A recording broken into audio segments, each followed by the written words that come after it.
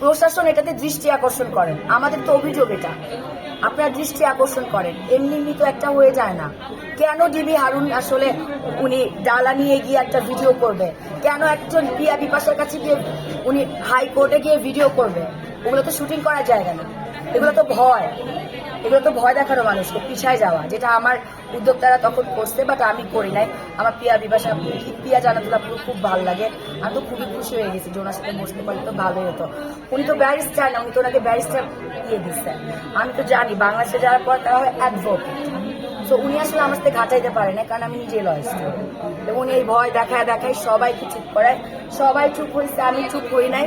এই যে এখন সব সামনে আসছে, আপনার প্লিজ এটা নিয়ে কথা বলেন। এই যে আপনি এই যে বলছিলেন বারিশকের যে একচেটিয়া যে মনোপলির যে ব্যাপারটা, এই বিষয়ে নিয়ে কথা বলতে, যে মনোপলি যে ব্যাপারটা, মানে উনি তো একচেটিয়ায় কাজ মানে ই করতেছে আর কি, এক সবকিছু। চুটিয়া কাজ করে না, দুই চুটিয়া, আমি কিছুই জানি না আসলে।